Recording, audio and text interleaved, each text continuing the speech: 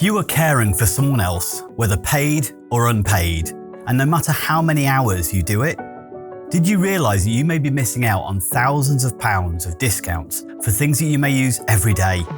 The Able to Care podcast is proud to be sponsored by the UK's #1 carers card.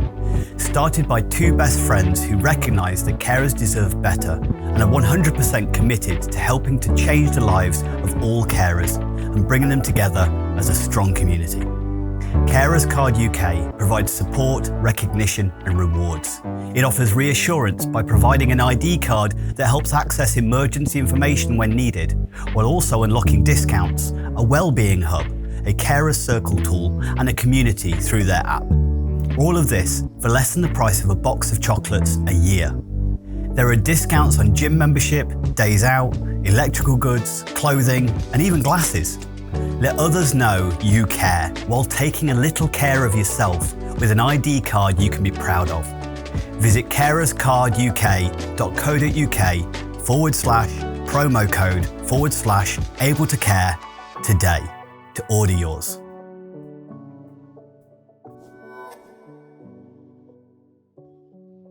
Hello and welcome back to the Able to Care podcast. I'm your host, Andy Baker, and today I'm joined by a true change maker in the autism community. Diagnosed at 10 years old, Kaelynn Partlow has carved a path as a therapist, advocate and storyteller. She's lead technician at Project Hope Foundation, a speaker, a social media influencer and a published author. Her book, Life on the Bridge, Linking My Life as an Autistic Therapist, offers profound insights into her experiences of both an individual on the spectrum and a professional supporting others. We're diving today into her inspiring journey, her book, and a mission to build bridges of understanding and inclusion. So, Kellen, thank you so much. It's an absolute honor to speak to you. Thank you for having me. My pleasure. So I discovered you. The influencer thing is kind of where I first came across you, and I saw loads and loads of posts coming out where you're offering this invaluable insights and invaluable information to individuals, on the autistic spectrum and supporting those individuals on the autistic spectrum. I didn't know at that point that you were famous and had been on a Netflix TV series at that point. I just thought, hey, this person's giving out some gold. So I wanted to reach out, and then obviously I did a bit of research and found out that you were a Netflix superstar. So how did you get involved in that initially? And then we'll really dive into what's taken you in your career. Sure. Everybody kind of expects it to be some, incredible story. And I kind of wish that it were, but unfortunately it's not. I saw a Facebook post about casting for Love on the Spectrum. I had seen the Australian version. And, it's one of those things you think, well, why not? Who could it hurt, right? You fill out the application, you send the email, and you don't really expect anything of it, right? But then a couple days later, I had gotten a response, and then there was a Zoom interview and another Zoom interview. And the next thing I know, the Netflix crew is at my house, ready to film. And so, the process kind of moves quickly, and it's one of those things you don't expect to happen, but it does. And it's kind of a crazy thing. Right. So were you already a therapist at that point, or a Yes. technician, or is it, so you're already doing that side of things? So Yep. Has it opened new doors for you though? Has it changed things a little bit? Oh, absolutely. They kind of told us a little bit that our social media would maybe get a little bit more attention, but they didn't prepare us to what degree that our social media platforms would really explode, and mine did. When I started it, I had maybe 500 followers on just a personal Instagram account. And I'm at almost 500,000 right now. So it's just, the response has been insane.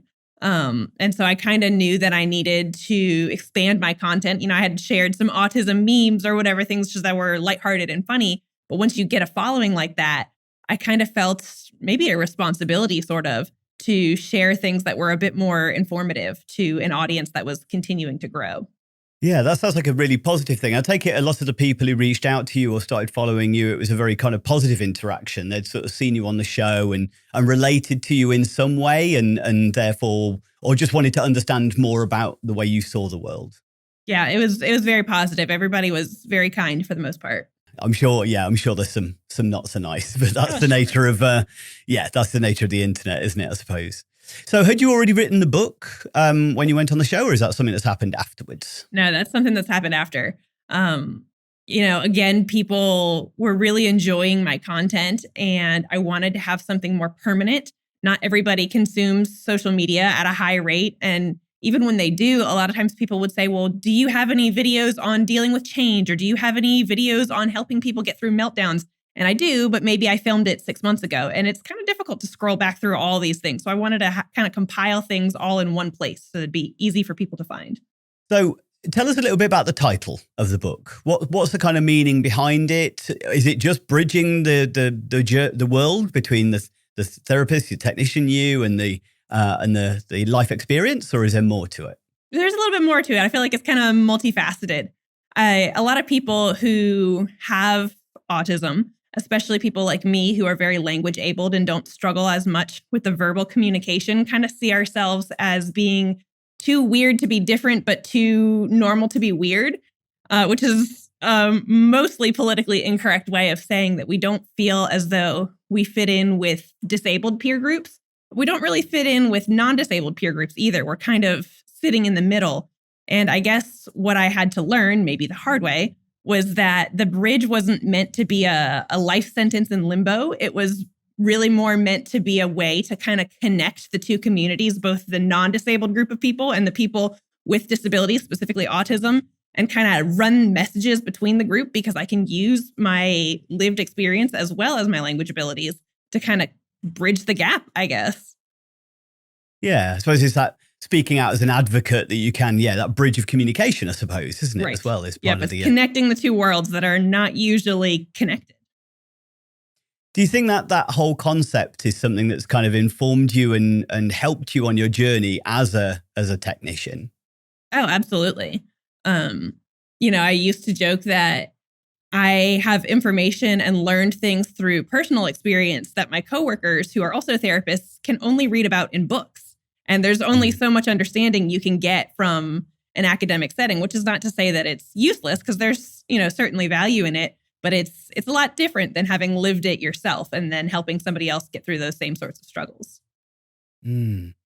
Do you find it makes it easier for you to connect and relate to some of the individuals you work with then, whereas some of your colleagues may find it harder at times? Oh, certainly. I think I've had to kind of explain to my colleagues, what these sorts of struggles can feel like on the inside. We all can observe what someone is going through maybe on the outside, but to know what it feels like on the inside is kind of a different experience.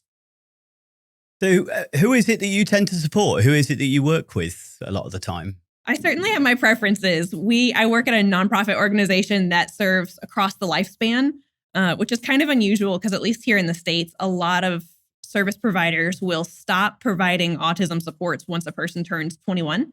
But autism doesn't stop after 21. And so what's unique about Project Hope, where I work, is, our youngest clients are maybe 2 or 3 years old. And our oldest person, I think, is like in his 60s. So we don't just stop once a person turns 18. And of that age range, I tend to like teenagers, which is the group that lots of people don't want to work with because teenagers are kind of rotten, if we're being honest. But I enjoy teenagers a lot, actually. I struggled a lot as a teen, and I feel that I have a lot of empathy towards the struggle that is being an adolescent. Is there quite a number of the individuals that you're supporting and working with? Are they sometimes coming quite late to a diagnosis as well? Or is it usually individuals Not usually. No, so they've usually had a diagnosis earlier in life? Because I know the age of 10 that you were is obviously quite a typical age for a sudden increase in diagnosis at that particular time in life, isn't it? Typically in the UK, particularly, it's the time we're going into what's called secondary school. So you're kind of high school for you guys. There's a lot more social pressures and things like that. That's where it seems to be. The masking doesn't seem to be able to hold up quite as well, and that's where that's where it tends to get picked up a little bit more, that they're struggling. So what is it about teenagers that you enjoy working with then? It sounds terrible, but a lot of times, teenagers will come in and they kind of have a bad attitude, and I appreciate it. I feel like I come across as very positive and optimistic online, and I would, to those people who think that I sound very positive, I would like to say that I am practical, but I am not an optimist. I will give you a practical solution to a problem, but I certainly don't see it in an optimistic way. I just don't always share those parts. And so I can kind of appreciate the bad attitude that the teenagers come in with, because on the inside, that's how I feel as well. Oh, fantastic. So would you say that you're able to, an element of your social media is still your masking self? It's still it's an art, it's a performance to some degree. To some degree, yeah. Yeah, obviously it's still your authentic self, but it's a case of it's a bit like customer service, version. yeah, I was like customer service, plastering on the smile, and here you go, because nobody just wants to see you grumpy right. or being like a grumpy teenager. Yeah, no one would appreciate that part. I promise. So I was looking through the book, and I have to be honest, I haven't had a proper chance to read it because Me neither. I've kind of skimmed. I haven't read mine either. I've kind of read it quite a bit, and there's some really nice chapters in there. And what I noticed that you've quite often included some kind of practical activities and exercises that you can allow people to kind of better relate or better understand. Is that kind of in line with some of the stuff you do on a day-to-day as far as your living, or is that more your social media side of things? Where's that come from? It definitely comes from my work. We are the let's do something about it type of therapy. We're not the sit around and talk about your feelings type of therapy. We're here to listen to your feelings, but we're going to do something about it. And so I guess it just kind of comes from my work because it's all very practical. It's very actionable. If somebody struggles with conversation, we're not going to sit around and sympathizing is great, but we've got to find a solution. If somebody is wanting to get better at conversation, we've got to hand them some practical strategies. And so that's what we do here. And it definitely carries over into my work everywhere else. There's some really nice bits in there as well. And I'm going to touch on a few areas. I know that one area you got complimented on, you met one of your heroes, didn't you? I saw that there was an interview with yourself in August of Temple Grandin that was, and she was complimenting the chapter and complimenting your book on the area around communication. Yeah. What would you say on a day-to-day then? And I agree with you. It's quite unusual. That spectrum of people that you are working with, the age range of people you're working with is quite rare. Typically within the environments I've worked in, it's either children or adults, and rarely do you get that continuation. But I suppose there's I take it some individuals stay with you for quite a long period of time through that journey, or do they stay with you only temporarily? No, they can stay as long as they like. What's kind of another thing that's unique is I actually attended Project Hope as a student for high school. So really, I've been with the organization since I was 13, and I'm 27 now. And I'm not unique in that. There are lots of people who have been here even longer than me, or just as long as I have. There are clients here who remember when I was a student, which is really, really cool. Okay, so what would you say are typically the biggest challenges that some of the people that you're working with are encountering on a day-to-day that they need that support and help with? The kids that I work with specifically, we've got several campuses across the upstate of South Carolina. For where I work specifically, I'm in a school setting. So a lot of the kids are pretty fluent in language and communication. A lot of their difficulty is in the area of social skills. So things that are very difficult can be compromising with others, working in a group, managing kind of your own coping strategies as it relates to other people. So if you learn that, when someone is very loud, you could ask them to quiet down. That is one coping strategy, but it doesn't work every time. So kind of expanding on that and building on that can be challenging for people at first. Right. Okay. And do you find it changes over the kind of individual's lifetime, or is that one of the sort of ongoing challenges all the time? Oh, sure. And once people learn skills, they will progress, and maybe they'll come in contact with new barriers that, weren't challenging before. So, for example, I worked with a young man who was really wanting to work on his conversation skills and had made some pretty measurable improvements in that area. But then, kind of the next phase of life was getting a job. And so learning to follow multi-step directions was the next challenge that he had to face. So things definitely evolve over time, which is, I guess, the benefit of providing that lifespan of services is that we can kind of adapt with the person's needs. It's quite an interesting thing I want to ask you. And this is an area of there's an area of sometimes controversy around the neurodivergent community as far as, I'm going to use the term deficit, but I'm only using it for the context. So you've come across it as well, as far as like being referred to as kind of whether it be social deficits or communication deficits. So that gives an element that there is this not good enough about it. And actually it's just different. So it's neurodiversity fitting into a neurotypical world. And therefore, and I quite often use the analogy, and it'd be amazing to hear whether you agree with it or not. It's sometimes like they speak French, but we may speak German, but it's about finding that common language. And it's about helping them, if they choose and they want to speak German to engage, then we should help them and teach them a language. But that doesn't mean they're not good enough just because they only speak French. I don't know whether that analogy kind of maps across for you, but it's quite interesting to hear how you're teaching these life skills. But I think there's a certain part of the, I don't know whether the community itself or sometimes certain spokespeople that I hear from the community, that, I mean, they should be accepted unconditionally for who they are. I just wondered what your thoughts were on that. I don't know. I feel like my thoughts on that are relatively complex. I think initially it sounds nice and it can be very true for many people. But there's a large section of people for whom this is not true and is just kind of a flowery bit of language that just doesn't hold up for them. I think in the school setting where I work, a lot of times it can be true where it's not that it's, they're deficient in social skills, they have different social skills. And so when you get a bunch of people together who have different social skills, sometimes it can be a very beautiful thing. They kind of socialize in ways that feel natural to them. They engage in ways that feel natural to them. And they have really wonderful relationships that might look a little bit different, but are still very valuable. However, the flip side is, even for those of us who have strong language abilities, sometimes when you get a bunch of people in a room who think very differently, there is quite a bit of disconnect in how to connect and what is the right way to be with somebody. And so maybe we've got someone speaking French and we've got someone speaking German and we've got someone speaking Italian and we've got someone speaking Russian, and nobody wants a translator and everyone thinks the other one is wrong. And so it really just, I hate to say the cliche, but it really just depends on the individual. But as a general statement, I would say that is probably untrue. Just in my vast experience with people on the spectrum, that I don't know that the deficits model is always helpful in every instance, but to say that it's just different is kind of minimizing, I would say. I agree. I think I've come across that barrier, and I think it's taking something away. We're all learning all the time. It doesn't mean that we're not good enough, but it doesn't mean there's never room for improvement. And I thought, or to make our life easier.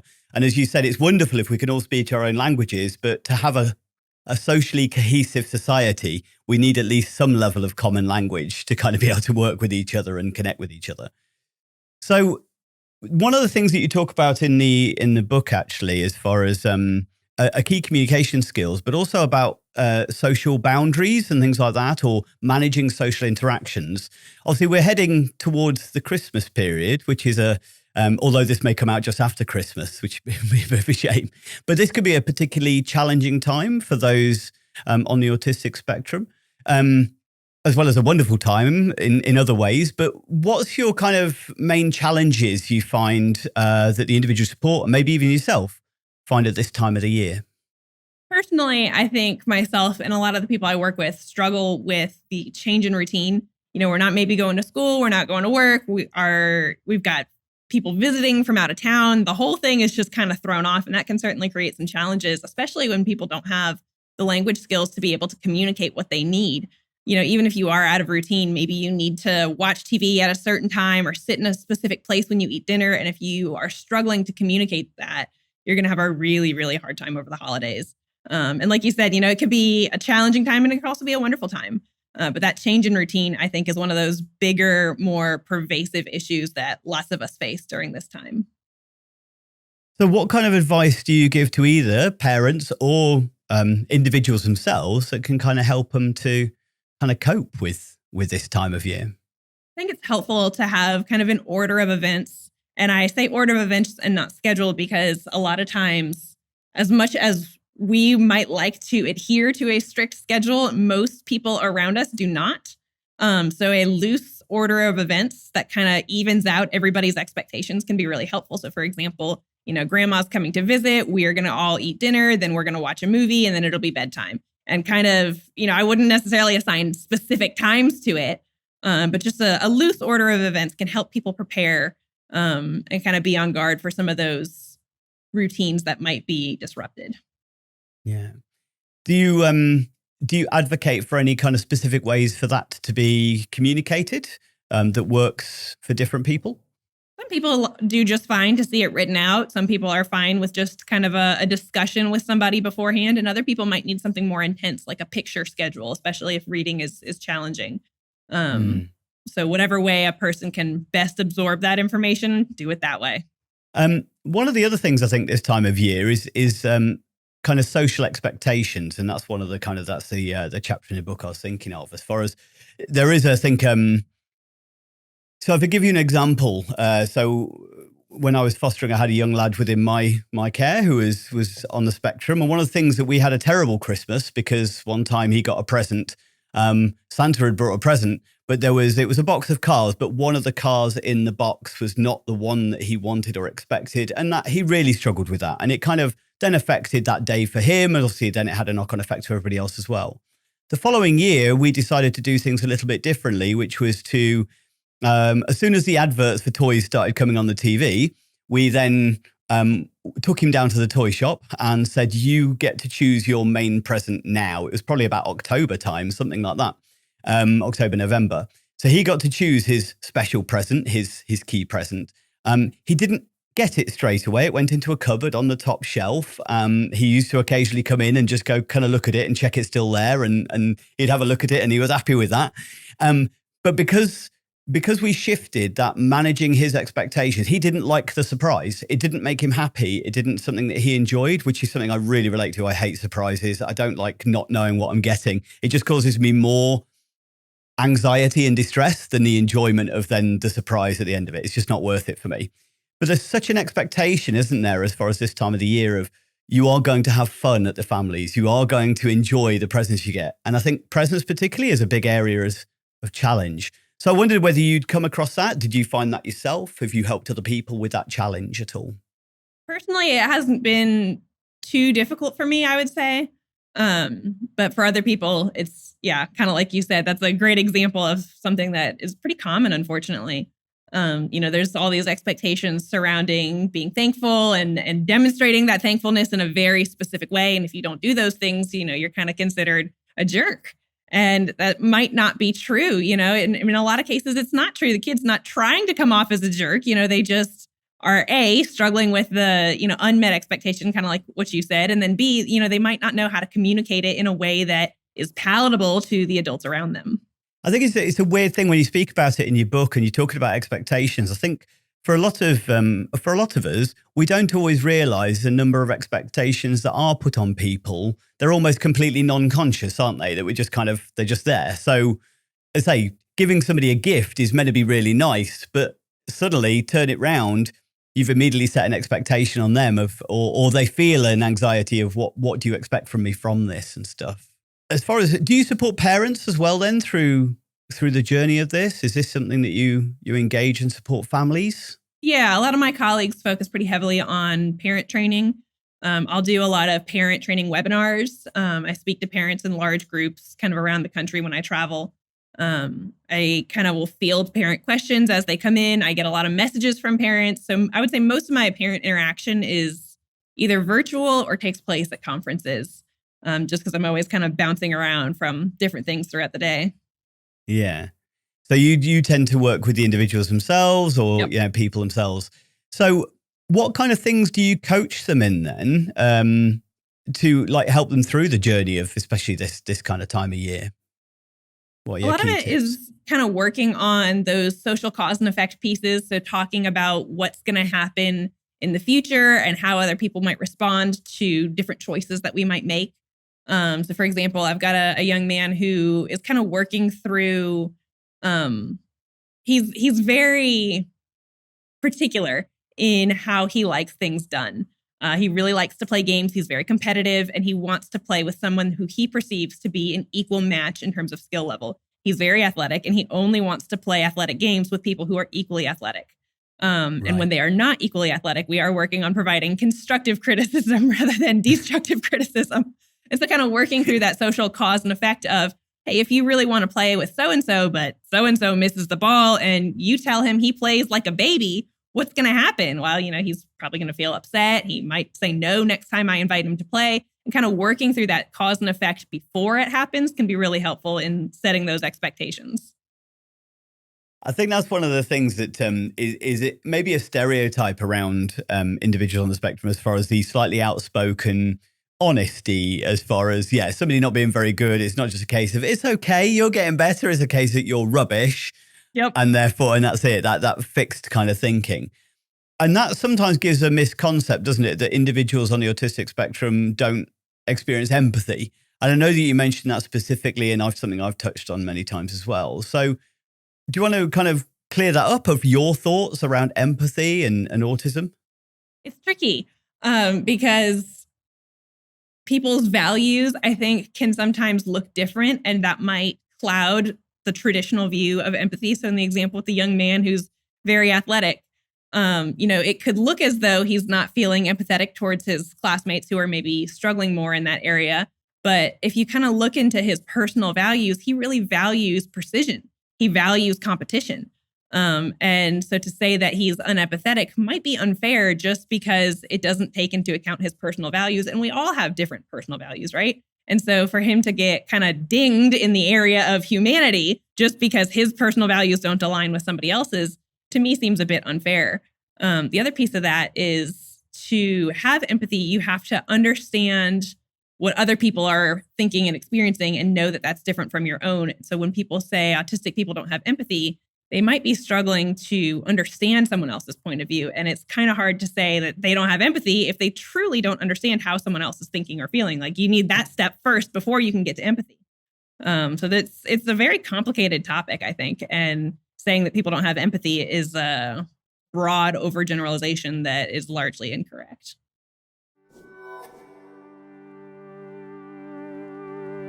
Let me ask you a question. Do you ever find the pressures of supporting, teaching, or caring for someone else overwhelming and wish you had access to more support and information?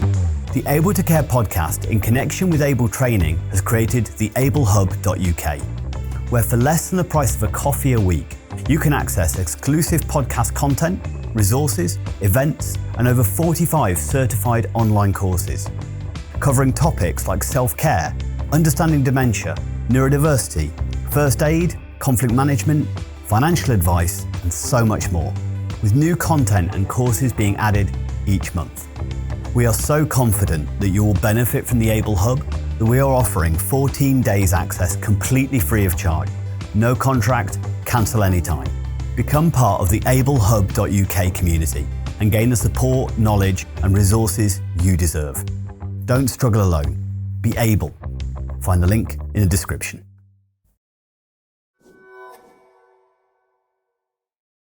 Again, it's a slight misnomer, isn't it? Misunderstanding. And say lack of understanding of what empathy truly is, as far as, it's not that this, as if we use the lad you were mentioning there, it's not that he doesn't care about anybody else's feelings. The value think is quite interesting, actually. That's an interesting kind of extra that I hadn't necessarily thought about. But I'm sure if he realized he was really upsetting somebody else, he would never intend to do that. Right. However, so he can feel the feelings. He just can't necessarily associate. Yeah, he doesn't understand where this other person is coming from. Because from his perspective, they're making a choice. I've made the choice to be good and you've made the choice to be bad. And I just don't understand that. Yeah, absolutely. I'm just letting you know. I'm just letting you know that you're rubbish. You probably already know you're rubbish, but I don't know why you're choosing to be rubbish. Right. Yeah, absolutely. And therefore not recognizing this person who maybe thinks they're trying really hard and they're just correct, beaten up as a result of it. 100%. How do you find it though within the interactions within, because one of the principles is I don't know if you've ever heard of the double empathy problem, where individuals who are neurotypical sometimes struggle to put themselves in the shoes of those who are neurodivergent, but vice versa. So it's a case of not being able to see each other's points of view. Do you often find when you do get individuals who are all on the spectrum together, do you find they better relate to each other? Do they have better ways of understanding those points of view? Sometimes. I find that that's more often the case in our older groups of people. Our older teenagers are sometimes that way. But I mean, I hate to be the pessimist here that kind of rains on the parade, but if I had to give a general answer to that question, I would say no. That a lot of times it means actually the opposite, that they truly do not understand where the other person is coming from. So for a common example that we face in lots of different support settings is, one person will be stimming in one way and another person might be stimming in another way. And the two people can't stand each other because your stimming annoys me and your stimming annoys me and you're doing it wrong. And if you would just shut up, the world would be peaceful. And the disconnect there can be very disruptive. Yeah, absolutely. And I suppose that leads into, do many of the individuals you support, are they in mainstream education or for the age? So most of them in special education needs? Some of them, yeah. Some of them we only provide therapy services to, and they don't go to school at all. For our school program specifically, the school program is only for students on the autism spectrum. So it is, separate from mainstream. It's a private school. Yeah, because I should imagine you've had to really explore like the nature of communication, for instance. Is that you said you're quite you've always been quite confident or competent as far as your communication skills concerned, but have you learned a lot through your journey as far as actually I didn't realize that bit, I didn't realize that bit? Yeah, I would say so. I think one of the reasons I really like working with teenagers is that it was relatively recent, if you look at the timeline of events, that I had personally been learning those skills myself. And I find that, sometimes I feel that I'm better qualified to teach some of these social skills just because, a lot of my neurotypical coworkers, they just know these things. But if you challenge them on it, they have a hard time explaining the mechanics of social skills, whereas I had to learn everything manually. And so it's very easy for me to kind of deconstruct and then reconstruct in my explanation and my teaching because I had to do it the hard way. Whereas everybody around me, well, they just kind of woke up and knew it. So they kind of have a difficult time explaining it to other people. Yeah, that's really interesting, actually. I suppose it's like if you just naturally knew how to play tennis, you just do it, don't you? Or like I always use the example of folding my arms. I don't think about how to do it. I never learned how to do it. I just fold my arms. But if you weren't able to do that and you had to learn the skill, you would have had to have broken it down and analyzed it. And then working on teaching it to somebody else is a whole new breakdown again, isn't it? As far as really analyzing it and helping it. Obviously, you didn't get a diagnosis until you were 10 years old. Did things change? Can you remember as far as whether things changed for you from your diagnosis? Did you have hard times before without understanding, or did it change things in any way for you? Yeah, I was in a small private school originally, and I was failing miserably. And how you fail the second and third grade, I don't know, but I found a way. I did do that, which is pretty wild. I also have a lot of learning disabilities. And so a lot of my struggles were academic. And that is kind of what I guess triggered my parents and the school to be like, hey, something's not right here. And then once we came back with that evaluation, the small private school said, oh, well, we can't help you anymore. And you should not enroll in fourth grade the following year because we don't have the resources for it. And so that kind of sparked a huge shift because instead of going to school, I was homeschooled by my mother, and she hired a specialized tutor to help me read. She was certified in the Orton-Gillingham approach, which is one of the few evidence-based interventions for dyslexia.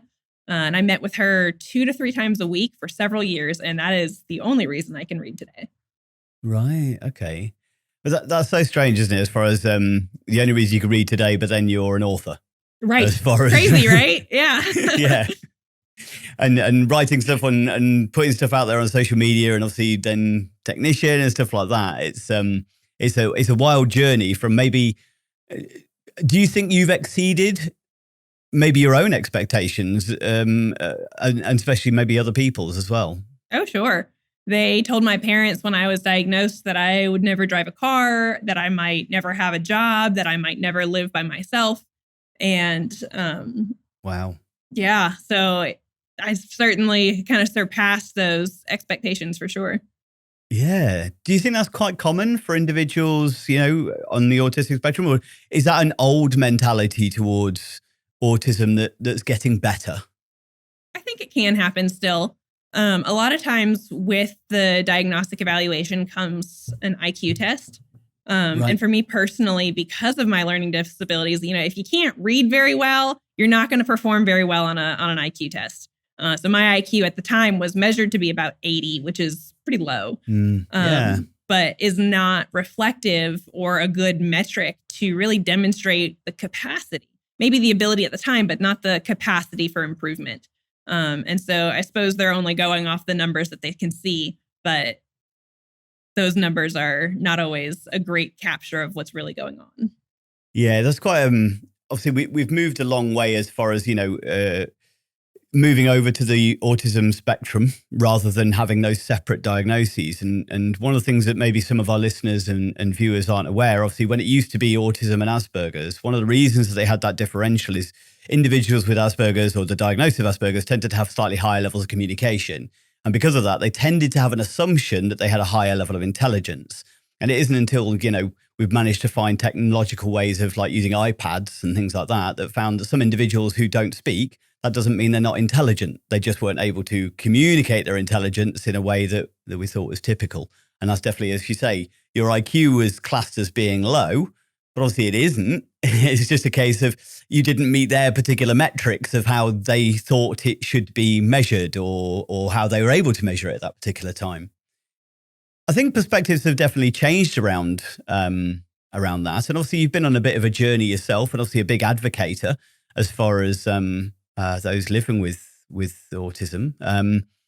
As far as, have you noticed a change socially in attitude towards generally the neurodivergent, but particularly those on the autistic spectrum? Oh, yeah. I think a lot of our efforts are really paying off. I've not encountered too many people, and, I don't know that I'm a good one to measure this because in the circles that I'm in, most people are just kind of by default kind and accepting. So for me to say that like, oh yeah, most people are kind and accepting, I don't know if that's entirely true globally. But my experience in the most recent years, talking about my diagnosis has been largely positive. Is there ever still any myths or misnomers that you come across that you have to educate people about at all? I think the biggest one would just be the breadth of the autism spectrum, and that, just because somebody struggles with communication, kind of like what you were saying, doesn't mean that they're unintelligent. And then conversely, just because someone communicates very well does not mean that they have advanced skills in a particular area. So just getting people to kind of understand that, again, everybody is an individual. So just to cover a little bit on, if you wouldn't mind kind of sharing a little bit about your day-to-day then, what kind of activities and what kind of things do you spend time doing with your, maybe focusing on the teenagers that you work with the most, to kind of help them? Day to day, my schedule is kind of crazy. I see clients twice a week. I've got other days where I'm working on social media content. I manage the social media page for Project Hope as well as my own, which is a lot of work. So I'm writing content, I'm editing content, I'm working with my specific clients on those 2 days. I'm going to conferences, I'm doing virtual presentations. My day-to-day is varies quite a bit depending on which specific day. Definitely. So, what is as far as the content that you're putting out then, or the engagement that you're doing, is it activities? Is it, as you said, it's not really just talking therapy, it's kind of then teaching new things. So can you give me a couple of examples of some of the things that you do, or some of the, maybe an exercise that you tend to do? Sure. A lot of times, especially with folks who have a lot more language abilities, we try and structure our sessions so that we don't get bored or there's not excessive downtime. And a lot of the times that looks like creating a schedule with the client. And sometimes the clients will create their own schedule. I've had that several times where, here's a whiteboard, here's a marker, write down 5 things you want to do, and we'll get it all done in the next 2 hours. So it's a good way to spend time, we'll go to the gym. We've got a big gym where the kids can play. We've got a big playground. We've got 42 acres of land. We can kind of walk around and explore. So that's really nice. We will sometimes pick activities with other kids. Maybe we'll get together and play a board game or play Legos. And there's a lot of social skills embedded in that. You can work on turn taking, you can work on negotiating, you can work on compromising. There's a lot of skills. So it might look like, oh, well, we're just playing or we're just babysitting, but we're not. We're very intentionally working on things that people need help with. So if you're working with someone who struggles with turn taking, you're probably going to see them play a lot of games. And there's going to be a lot of opportunities to practice in a way that's not going to cause distress, but a way that's going to maybe push somebody just enough to where they can kind of grow and and exceed maybe those expectations that were maybe originally put on them. That's really good. It's one of the things I kind of encourage in a lot of the world I'm from is the play is so important. And you're right, it doesn't have to be infantilized. It's more about, as you say, there's so much we learn from such simple games. Is that something then that you'd encourage? And do you think that's something people are missing out, whether it be parents and teachers particularly? They're maybe missing out on that. They're too busy trying to teach rather than using play as a form of teaching. Oh, yeah. And I think it's kind of a double-edged sword because a lot of times, especially in special education programs, they'll pull kids aside and they'll just talk to them. Well, this is what it means to take a turn, and this is what it means to compromise, and this is what it means to negotiate. And they just lecture them. But then when they put them in the real world and they give them the opportunity to do it, the kid explodes and they're not successful. And so the one kind of leads to the other because the teachers find that, well, when I give you the games, you can't handle it. But then when I give you this instruction, you can handle it, but maybe you're not learning anything. So they feel kind of stuck. And so it's really important to kind of find that balance of not pushing people past their limits. We're not trying to break people, right? We just want to get them to a place where they can be successful. And sometimes that does include a little bit of extra support, not just kind of throwing them to the wolves and hoping that they figure it out the hard way. Do you find that works for adults as well? Do you find that kind of similar strategy? Yeah. I think, adults, we love to play. We just sometimes don't like to admit that we like to play. Yep. So, I think there was one of the things, wasn't it, as far as a potential criticism, which I think I saw you kind of manage or deal with, or you spoke out about around the Netflix program, the Dating on the Spectrum, was that is there an infantilization around it? The same with the play. Do you find some people do find or are a little bit sensitive to what they perceive as infantilization that actually is a positive thing? Oh, I don't know. I find that the people that I work with are usually very happy to have, playful types of engagement. And especially coming from a school setting, I am pulling them out of classrooms where they've just been doing a math worksheet or they've been doing a reading assignment or they've been working on a science project and they're kind of happy to get a break from that. It's a relief. So even though we're still working on skills and we're still learning things, that play can be kind of a relief from some of the harder work and the more strenuous demands that was maybe happening before I got there. Okay, so I want to talk a little bit in a moment about your book as far as and whether you have any plans for future. But obviously you do an awful lot of work on your social media channel. I didn't realize you did the one for the Hope Foundation as well. So yeah, you are busy coming up with content. What would you say are probably the most commonly asked, maybe like top 3 most commonly asked questions or requests that you get around the stuff you put on social media? That's a hard one. I get a lot of specific questions. People will say, how do I, my child is 5. He has, he engages in a lot of aggression. He hits me when I tell him it's time to go or when he needs to clean up. And it's challenging helping people with specific questions, especially as it pertains to someone I've never met before, right? It's hard for me to give advice without seeing or knowing this person. And so I always want to help. And I also don't want to sound repetitive or like an ad because my answer is always get the book.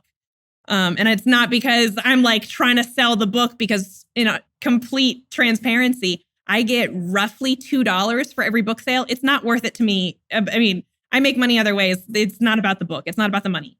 But as a tangible resource, it's definitely something I feel very passionate about. So a lot of times you'll see me in the comments respond, get the book, get the book, get the book.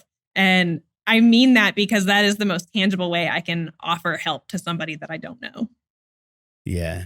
So would you say that the number one is because it's definitely a big challenge for many parents, isn't it? Is the kind of the parent related violence or aggression where it's this, they don't not sure what they're doing wrong, but they don't seem to be getting it right. And that's such a frustrating thing for many parents, isn't it? But it's so much frustrating thing for the individual living with the condition as well. Sure. It's 2 people being frustrated that are just getting that mismatch somewhere. And that's where there is some really good advice in the book as far as promoting communication, better understanding the person you're supporting and things like that. Yep. So that was one of them. Is that the main one then? The very specific situations is what you tend to get most? Yeah, it's the very specific individual situations. And as you say, it's difficult to give an answer on because there's so many variables. Right. Yeah, it's hard to give something concrete. Do you get much asked about sensory processing and things like that? Yeah, a lot of times people will ask, what's your favorite fidget, or what types of headphones do you recommend? Which ones do you use personally? And I'm always happy to answer. I feel like no matter how many times I'll answer the question, they're still going to ask me. So it's kind of a frustrating one, because it doesn't matter how many times I put it out. They're always going to ask, which is fine. And, I'm happy to give recommendations of what I like, but it's just, people have to understand what I like is maybe not what you like. And so I can answer the question, but it doesn't mean that you're going to like the same thing. I suppose it's quite strange in some ways, isn't it? If that is individuals who are neurodiverse asking the question, they are asking for a very, very concrete and explicit answer to a question to better understand their autistic child. And actually, if they reviewed that question themselves and went, why am I wanting this very fixed answer to this rather than really exploring all the various options? Right. And that's kind of, that's almost a little ironic, isn't it? Going, I want to better understand them. And then therefore I've got this very specific way I want it answering. Yep. And actually going, that's right. You understand your kid better than you realise. Okay, so your book, and it is a fantastic resource, and I've got it next to me down here. I was flicking through a little bit before you kind of came on. So yeah, Life on the Bridge, and it's a very nice photograph, by the way, looking lovely. As far as and it is quite a nice, easy resource that it is quite kind of you can dip into and kind of the different chapters touching on little challenges, little difficulties. I did like separate a few pages out and things like that. I thought, that's quite good. There was one exercise, actually, I didn't get a chance to properly kind of look through. I'll ask you about it now, actually, if you can remember it. I feel like I'm quizzing you on your own book. Yeah, I hope I know what you're talking about. It was blocks. It was using Lego, and you'd written, I like this one. Yep. Can you see that? Okay. Yeah. So do you want to just, the conversation tower, that's it. Would you mind telling us what that's about and how you use it? And because it looks like quite an interesting game. Yeah. So I was working with a little guy who was able to speak in short sentences, but not really able to have conversation. And it was something that he had tried to do a couple of times with some people, and it just hadn't gone well because he didn't have the words to communicate back and forth with them. So we had just kind of created this exercise to demonstrate, one, the turn taking, and two, what a statement could sound like, especially when you're talking about things that you're interested in. And so I would write the beginning of the statement on the blocks, kind of like you see in the picture, I like, and then you would finish the statement just by saying the rest of it. So you'd put your block down and it says, I like. And so, for example, if it were my turn, I would put down a block and I would say, I like dogs. Your turn. So then I would give him the I like block, and he might say, I like trains, and stack it on top. And so then I would do the I can statement. I can swing really high. And so then it would be his turn, and he would get the can block and stack it on top of my can block. And he might say, I can run really fast. Some basic examples of, exchanges that somebody might have, again, at a very basic level that could kind of portray their interests and help them connect with other people. Yeah, that's And as you said, it's teaching that turn taking, but it's also really kind of helping that I do first and then you can repeat, rather than feeling tested and, again, high expectations of them. You're setting them up to win rather than setting up to fail. So, yeah, that's really nice. Yeah, thank you for sharing that. That's appreciated. That one, just as I was flicking through, I was like, but I didn't get time to read it. Yeah, I didn't get time to read it as we were kind of before you came on. So I'll look if you're looking afterwards. So have you got plans for any more books, or what else does the future hold for you? Probably. I think my publisher really was insistent on including that we are in the process of working on a second book. That process hasn't gotten officially started yet, but I'm sure it's going to happen eventually. Okay. Have you got an idea of what it's going to be about or what you're hoping to do next? I don't know. I kind of flip-flop back and forth. Before this book was published, I had said that I wanted to write something a little bit more clinical, intended for therapists and teachers and professionals, something that was a little bit more specific and more instructional and maybe more, just heavier on the how-to, I guess, from a clinical perspective. But I kind of flip-flop back and forth between that and then wanting to do just an expansion of this, just the same kind of thing that I did. I wrote it for a general audience, that anybody could pick it up and understand it and read it without the clinical jargon. Meaning that a clinical person could pick it up and get something out of it, but so could a parent, and so could an autistic person, and so could somebody who's not necessarily in that world, because that jargon can sometimes be a huge barrier to people's understanding. And so it was really important to me to write it in a very broad way that's going to be easy to understand. So I flip-flop between wanting to go hard one way or go the other way, and I don't know. You're still playing with those two ideas. And I'm sure maybe one and then the other later or something. Maybe it'll be both. If the publisher's got anything to do with it, more than likely, if there's 2 books in you, they'll get those 2 books out. I'm sure. And are you hoping to continue or expand as far as your social media is concerned, or are you doing anything else? Because do you deliver talks as well? I do. Yeah. Somebody told me the number that I had done this year, and I forgot. I think it was somewhere in the 30s or 40s that I had delivered 30 or 40 talks this year, at both virtual and in person. And so I travel a lot. I would say between 1 and 3 times per month, I'm on a plane going somewhere. That's cool, though. That's a bit different. So that's life-changing from maybe what you were doing before. Oh, yeah. Joining and joining heroes like Temple Grandin, kind of in similar formats and similar stages and stuff like that, which must feel quite amazing in some ways. So, okay. So, as far as we'll keep our eye out for the book then in the future, to kind of just draw us to a close, I'm just going to putting you on the spot. I want to try and get these last kind of squeeze those last tips out. Is there anything that you know now that maybe you wish people who had known you when you were 10 or just before you got your diagnosis? What's the kind of the biggest, maybe couple of tips that you would hope, that you think people should know about to better prove connections and relationships with those with autism? I think for me personally, back when I was, 10 probably, because that was a challenging time in my life. Failing the 3rd grade kind of crushes your self-esteem just a little bit. I had a very negative view of myself, and I don't know that I would say that I was suicidal, but I was certainly making concerning statements like, I don't know why I've been put on this earth, which is kind of a really terrible and sad thing for somebody that young to even conceptualize, right? And this was back before YouTube was a thing, so I wasn't regurgitating something I had heard in a video. This was coming from the inside, which is kind of really terrible.